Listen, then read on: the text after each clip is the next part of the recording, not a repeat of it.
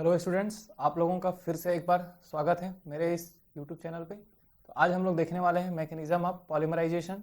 इससे पहले वाले वीडियो लेक्चर में मैंने इंट्रोडक्शन और क्लासिफिकेशंस को एक्सप्लेन कर दिया है, जिसमें आप एडिशन पॉलीमर, कंडेंसेशन पॉलीमर के बारे में डिटेल में मैंने समझा दिया है और बहुत सारे क्लासिफिकेशंस को मैंने वहाँ पे क्लियर कर दिया। ठीक है, तो आज हम इसका मैकेनिज्म देखेंगे, जिसमें हम मेनली मैकेनिज्म ऑफ पॉलीमराइजेशन में हम देखते हैं कि एडिशन पॉलीमर का, है ना, एडिशन पॉलीमर, और एक देखते हैं हम लोग कंडेंसेशन पॉलीमर का, कंडेंसेशन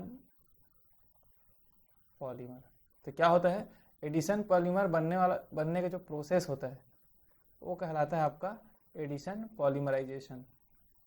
तो सिंपल है, क्या कहलाता है, एडिशन पॉलीमराइजेशन। एडिशन पॉलीमर बनने का जो प्रोसेस, वैसे कंडेंसेशन पॉलीमर के बनने का प्रोसेस को हम लोग बोलते हैं कंडेंसेशन पॉलीमराइजेशन। ये मैंने फर्स्ट वाले वीडियो लेक्चर में भी बताया है। ठीक है, तो हम क्या देखेंगे इस वीडियो लेक्चर में, एडिशन पॉलीमराइजेशन का देखेंगे मैकेनिज्म। हम लोग एडिशन पॉलीमर बनने का जो मैकेनिज्म है उसको हम यहाँ पर देखने वाले हैं। ठीक है, तो आज वीडियो लेक्चर में हम मेनली फोकस करेंगे फ्री रेडिकल मैकेनिज्म पे। समझते हैं एडिशन पॉलीमराइजेशन और चेन पॉलीमराइजेशन जिसको बोलते हैं क्या होता है। तो this type of polymerization involve successive addition of monomers. इसमें क्या होता है, मोनोमर का सक्सेसिव एडिशन होते जाता है, एक step by step monomer addition होते जाता है, बीच में एक इंटरमीडिएट बनता है, क्या बनता है, फ्री रेडिकल या फिर कार्बोकेटायन, कार्बेनाइन। तो आज हम मेनली हमारा फोकस रहेगा फ्री रेडिकल पे। ठीक है, तो this is also called chain growth polymerization. ये भी मैंने बता दिया प्रीवियस वीडियो लेक्चर में, क्योंकि इसमें चेन आगे बढ़ते जाते हैं, इसे चेन ग्रोथ पॉलीमराइजेशन बोलते हैं। इससे क्या लिखे, since it leads to increase the chain length at each stage, क्योंकि चेन का लेंथ एक एक स्टेज पे बढ़ते जाता है। मेनली एल्किन्स, कंजुगेटेड डाइन्स और any others unsaturated compounds polymerize by addition polymerization. तो मेनली जो एडिशन पॉलीमराइजेशन है कौन देता है, तो एल्किन्स हो गया, फिर कंजुगेटेड डाइन्स हो गया, मतलब डबल एंड अनसैचुरेटेड कंपाउंड्स होने चाहिए, डबल बॉन्ड ट्रिपल बॉन्ड्स होने चाहिए, वो आपको देता है एडिशन पॉलीमराइजेशन। तो depending upon the nature of the reactive species involve, addition polymerization occurs by the following mechanism. तो किसके, जो आपके जो इंटरमीडिएट बन रहे हैं, रिएक्टिव स्पीसीज जो बन रहे हैं, उनके बेस्ड पे एडिशन पॉलीमराइजेशन को अलग अलग फॉलोइंग टाइप्स में क्या बोला, कैटेगराइज किया गया है। तो आज हम देखेंगे फ्री रेडिकल मैकेनिज्म के केस में। मेनली एडिशन पॉलीमराइजेशन है ना, एडिशन आपका जो पॉलीमराइजेशन है, एडिशन पॉलीमराइजेशन वो होता क्या है, एक तो फ्री रेडिकल मैकेनिज्म होता है, फ्री रेडिकल, और दूसरा होता है आपका कार्बोकेटायन मैकेनिज्म, कार्बोकेटायन, एक होता है कार्ब एनायन, कार्ब एनायन। ये तीन इसका मेथड है मैकेनिज्म को ड्रॉ करने का, बताने का। ठीक है, तो आज हम मेनली फोकस कर रहे हैं यहाँ पर फ्री रेडिकल मैकेनिज्म के ऊपर। तो समझते हैं चलो फ्री रेडिकल मैकेनिज्म को। तो free radical polymerization is initiated by the organic peroxide like benzoyl peroxide और other reagent such as azobis isobutyronitrile which decomposes to give a free radical. तो क्या करते हैं, जो फ्री रेडिकल जो मैकेनिज्म है उसका जो स्टार्टिंग में है, हमें क्या चाहिए, कोई भी एक ऑर्गेनिक पेरोक्साइड लेते हैं जो क्या करता है, फ्री रेडिकल्स देता है। क्योंकि हमें फ्री रेडिकल मैकेनिज्म बनाने के लिए सबसे पहले तो हमें क्या करना पड़ेगा, एक फ्री रेडिकल जनरेट करना पड़ेगा, जिसको मोनोमर से रिएक्शंस कराएंगे, फिर वो फ्री रेडिकल में कन्वर्ट होते जाएगा, फिर एक एक करके स्टेप वो आपका चेन जुड़ते जाएगा, उसमें मोनोमर्स कनेक्ट होते जाएंगे, है ना। तो यहाँ पर देख लेते हैं बेंजोइल पेरोक्साइड होता क्या है। तो ये क्या होता है, ये हो गया आपका बेंजीन, उसमें क्या होगा, सी डबल बॉन्ड ओ, और क्या होगा, ये देखिए बना दे रहा हूँ मैं। तो ये हो गया आपका बेंजोइल पेरोक्साइड। अब देखो इसमें जो ऑक्सीजन में डबल बॉन्ड है ना, सॉरी, दो ऑक्सीजन कनेक्टेड है एक दूसरे से, ऑक्सीजन और ऑक्सीजन जो बॉन्ड है, इसीलिए इसका नाम पड़ता है पर ऑक्साइड, मतलब ऑक्सीजन ऑक्सीजन बॉन्ड को ही पर ऑक्साइड बोलते हैं। और ये सब क्या है, बेंजोइल ग्रुप है, बेंजोइल पेरोक्साइड। तो क्या हो गया, बेंजोइल पेरोक्साइड। तो देखिए यहाँ पर ये बॉन्ड टूटने का है, टूट सकता है, क्योंकि दोनों तरफ ऑक्सीजन है। तो बॉन्ड कैसे टूटेगा, क्योंकि यहाँ इनके बीच में शेयरिंग में दो इलेक्ट्रॉन है ना, तो एक एक इलेक्ट्रॉन दोनों ले लेंगे। इसको कैसे दिखाते हैं, इसको इस फॉर्म में दिखाया जाता है। तो ऐसा करके देखने पे कैसे दिखेगा, ये क्या बना, तो हमारे पास दो, तो क्या बन गया, रेडिकल बन गया ना, एक हो गया। वैसे एक और ऑक्सीजन के पास चला गया एक एक इलेक्ट्रॉन, क्योंकि देखो दोनों ऑक्सीजन का स्ट्रेंथ सेम है ना, स्ट्रॉन्ग ऑक्सीजन है, तो दोनों, कोई भी दोनों इलेक्ट्रॉन को देना नहीं चाहेगा, तो एक एक इलेक्ट्रॉन दोनों ऑक्सीजन में क्या हो गया, बढ़ गया। तो ये हो गया हमारा, जनरेट हो गया एक फ्री रेडिकल। ठीक है, तो ये हमारा हो गया बेंजोइल पेरोक्साइड के फ्री रेडिकल फॉर्मेशन का मैंने मेथड बता दिए। अब हम लोग समझते हैं एक एक करके स्टेप्स को।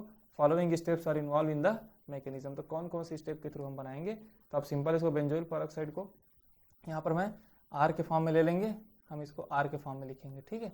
आगे देखते हैं, फिर आपको और अच्छे समझ में आ जाएगा।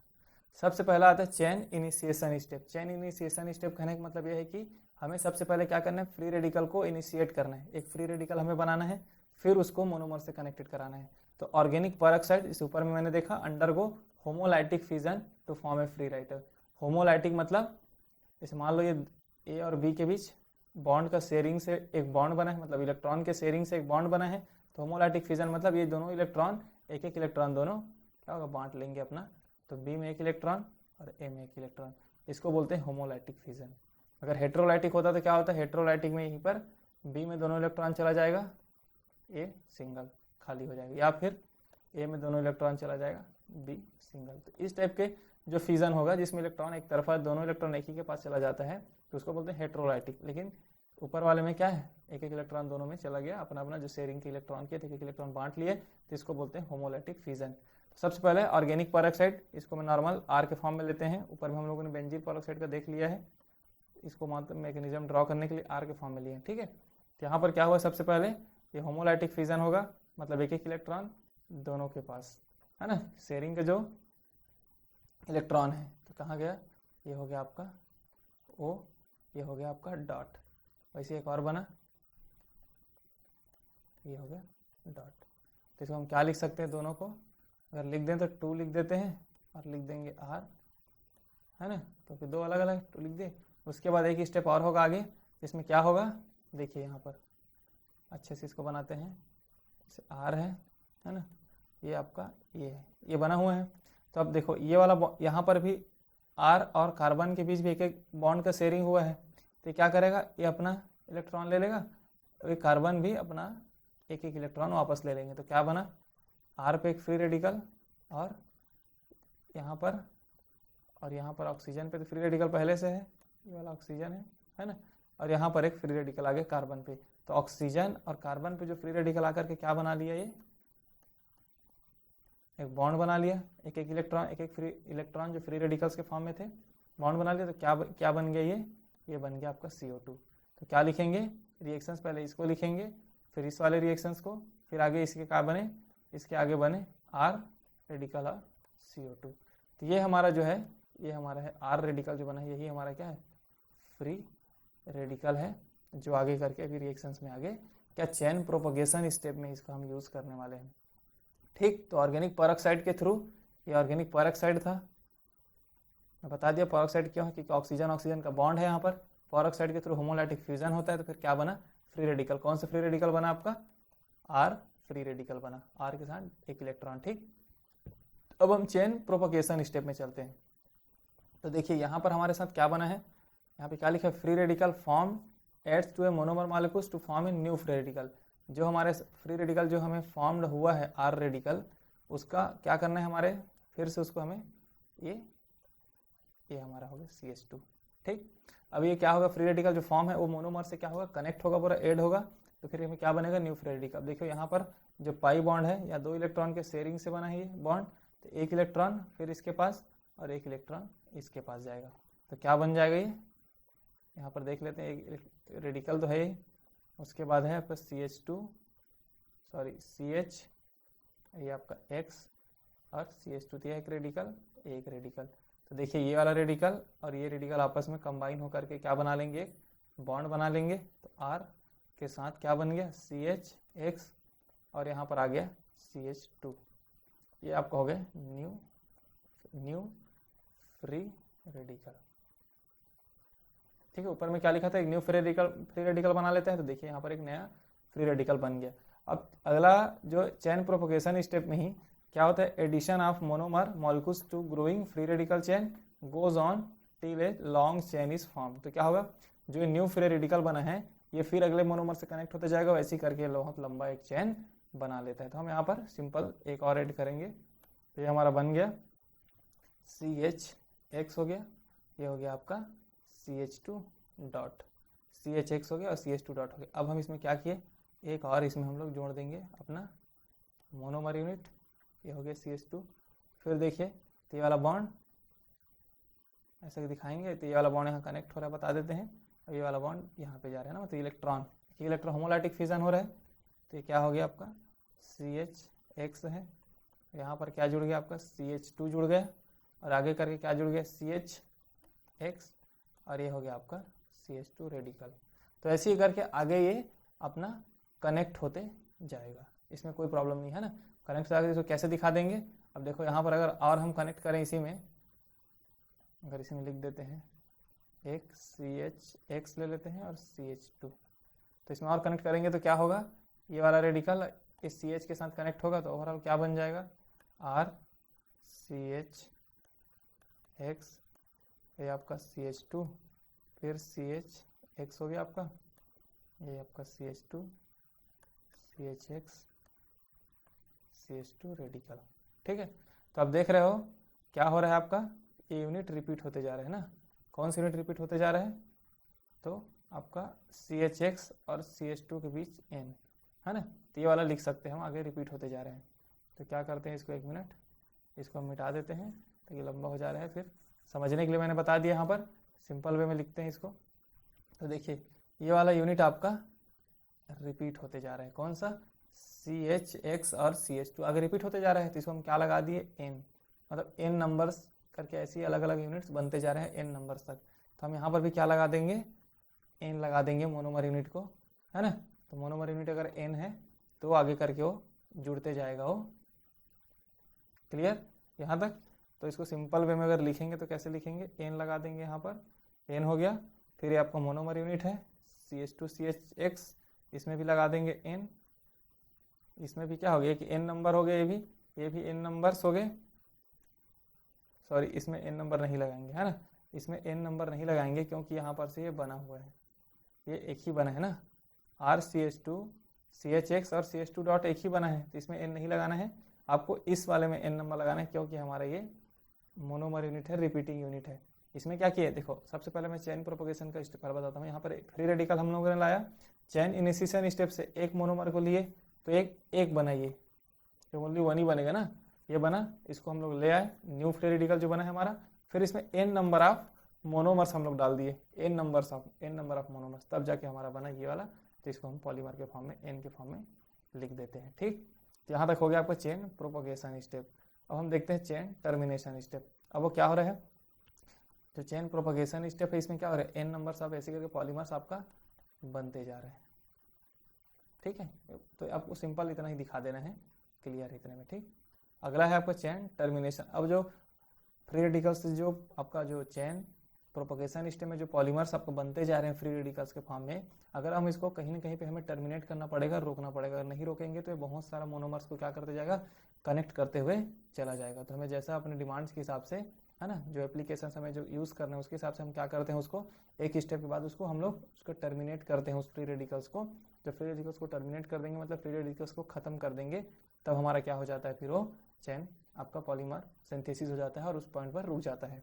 तो बहुत ही ज़्यादा इंपॉर्टेंट पॉइंट हो जाता है। तो termination of the long chain radicals usually occurs by radical coupling और डिसप्रोपोर्शनेशन। तो क्या होता है चेन टर्मिनेशन में, उसको टर्मिनेट करेंगे हम रेडिकल्स को, दो टाइप से करते हैं, या तो रेडिकल कपलिंग या फिर डिसप्रोपोर्शनेशन।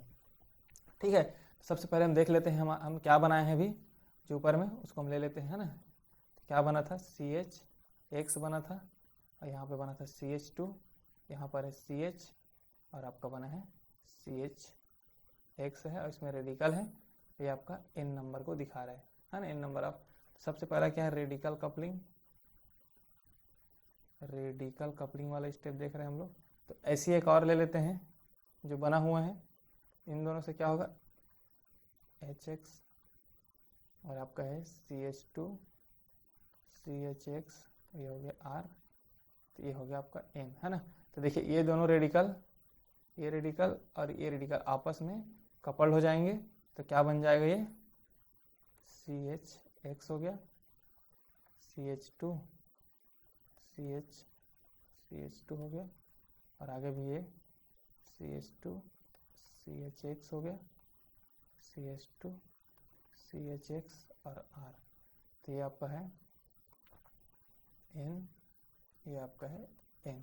तो इसमें क्या हो गया, आपका रेडिकल क्या होगा, दो रेडिकल आपस में कपल्ड हो गए, रेडिकल कपलिंग हो गया, तो इससे क्या होगा, टर्मिनेट हो गया। ये आपका पहला मेथड होगा रेडिकल कपलिंग का, ठीक है, रेडिकल आपस में कनेक्ट हो गए। दूसरा है डिसप्रपोर्शनेशन स्टेप, तो इसमें क्या होता है देख लेते हैं, दो लेते हैं इसमें भी, है ना। तो इसमें लेते हैं आपका CH, जो हमारा प्रोपोगेशन स्टेप में जो बना था CH2, तो ये आपका हो गया N, और ये आप कनेक्टेड है CH2, ये आपका है X, यहाँ पर एक रेडिकल, और अगला वैसे सेम, यहाँ पर एक रेडिकल है कार्बन पे, यहाँ पे एक रेडिकल तो है ना। उसके बाद ये CHX हो गया, CH2 CHX, और क्या है N और R।